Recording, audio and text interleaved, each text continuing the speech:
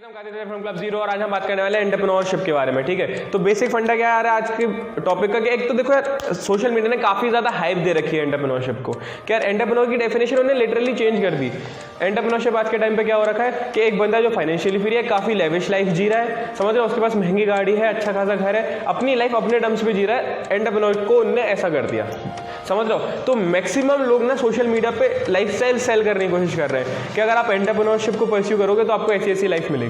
और मैं ये नहीं बोलता कि यार वो गलत है, पर उसके पीछे की प्राइस की बात कोई नहीं करता, उसके पीछे की हार्डवर्क की बात कोई नहीं करता। हाँ, सिंपल से टर्म से जरूर ने रिप्लेस कर दिया हार्डवर्क को कि आपको कंसिस्टेंट होना पड़ेगा और नेवर गिव अप वाला एटीट्यूड होगा, आप करते जाओगे तो हो जाएगा। पर एक चीज समझो, किसी भी टास्क को करने के लिए ना आपको मेंटली प्रिपेयर होना पड़ता है। अगर आप उस चीज के लिए मेंटली प्रिपेयर नहीं हो तो आप कितनी हार्डवर्क कर लो, समझ रहे हो, आपको रिजल्ट नहीं मिलेगा। तो मेंटली प्रिपेयर कैसे हो? मैक्सिमम लोग ना मेंटली प्रिपेयर होते नहीं है, बस रश कर जाते हैं दूसरों की देख के, क्या वो इतना कमा रहा है, वो इधर फॉरेन टूर कर रहा है, ये कर रहा है, वो कर रहा है, तो उस वजह से एंटरप्रेन्योर बनना है। ठीक है, रिजल्ट देखा, समझ रहे हो, दूसरे के रिजल्ट देख के आप अपना करियर चूज कर रहे हो तो यार ये गलत है। ठीक है, अब समझो इस चीज़ को। अब एक और जो चीज़ आती है, मेंटली आपको प्रिपेयर होना है, तो किस चीज़ के लिए प्रिपेयर होना है? तो इस वीडियो में मैं आपको वही बताऊंगा। आपको बेसिक है कि यार आपको 3 चीज़ों के लिए प्रिपेयर होना है अगर आपको entrepreneurship as a career pursue करना है। तो सबसे पहली चीज़ है कि आप प्रिपेयर हो जाओ, अपने बिल्कुल ही सोच लो इस चीज़ के लिए कि आपको मैक्सिमम अमाउंट ऑफ ना अनसर्टेनिटीज़ मिलने वाली है।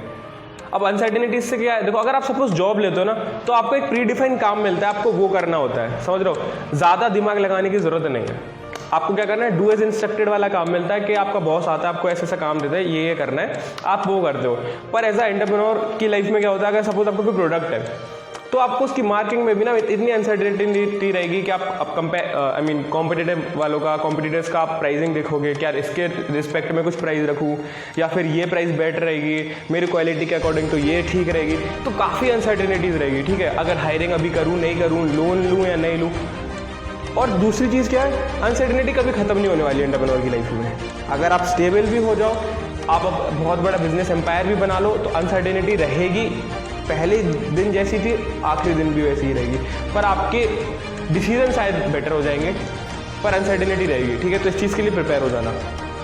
दूसरी चीज़ है मैक्सिमम अमाउंट ऑफ एंजाइटी। अब एंजाइटी क्यों, मैं पता एंटरप्रेन्योर की लाइफ को ना बहुत बड़ा इन्वेस्टमेंट बोलता हूँ, पैसों की वजह से नहीं, पैसों की वजह से बिल्कुल भी नहीं, क्योंकि आप इसमें पर 2 चीज़ है ऐसी कि जो आप इसमें इन्वेस्ट करते हो अपनी लाइफ की सबसे बड़ी। पहली है टाइम, आप अपना टाइम इसमें देते हो। ठीक है, तो टाइम बहुत बड़ी चीज़ है। दूसरी सबसे बड़ी चीज़ है, शायद यही मेरा रीज़न है इसको सबसे बड़ा इन्वेस्टमेंट बोलने का, मेंटल पीस।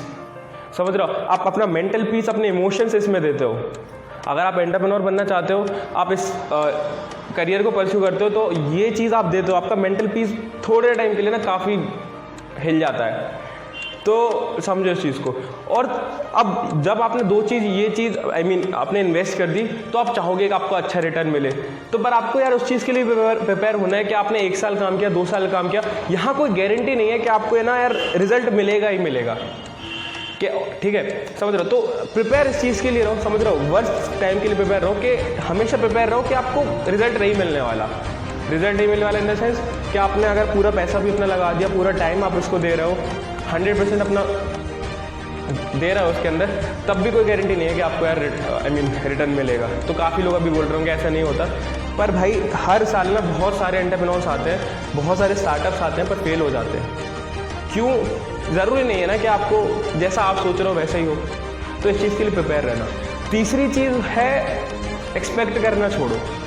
एक्सपेक्ट क्या, काफ़ी लोग, मैक्सिमम लोग बोल रहा हूँ मैं, तो काफ़ी भी हटा यार, मैक्सिमम लोग क्या करते हैं, एक्सपेक्ट करते हैं कि उनके प्री डिफाइंड टाइम पे ना उनको सक्सेस मिल जाए, कि मुझे रिजल्ट मिल जाए, मैंने 2 साल काम कर लिया, अब मुझे रिजल्ट मिल जाना चाहिए। अब जब नहीं मिलता है तो फिर भाई वो, समझ रहे हो, डिमोरलाइज हो जाते हैं, डिप्रेस वाले फेज में चले जाते हैं। तो इस चीज़ के लिए पर आप जब मेंटली प्रिपेयर रहोगे कि यार एक्सपेक्ट नहीं करोगे कि मुझे यार सक्सेस तो मिलनी है, मान के चलो सक्सेस नहीं मिलनी है, पर मेहनत वो वाली करो कि कुछ अच्छा ही होगा, जब होगा तब कुछ होगा, वरना तो यार सब बेकार है। तो इन 3 चीज़ के लिए आपको देखो यार प्रिपेयर करना है। अनसर्टेनिटी बहुत होने वाली है, कोई गारंटी नहीं है रिटर्न की।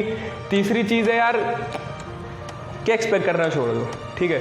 तो बेसिक यही था यार आज की वीडियो में, मैं इसी बारे में बात करना चाहता था। अब नेक्स्ट वीडियो में आपको बताऊंगा मैं कि यार आप क्या क्या कर सकते हो, कैसे परस्यू कर सकते हो एंटरप्रेन्योरशिप को, ठीक है। तब तक के लिए यार bye bye, tata, take care, good luck.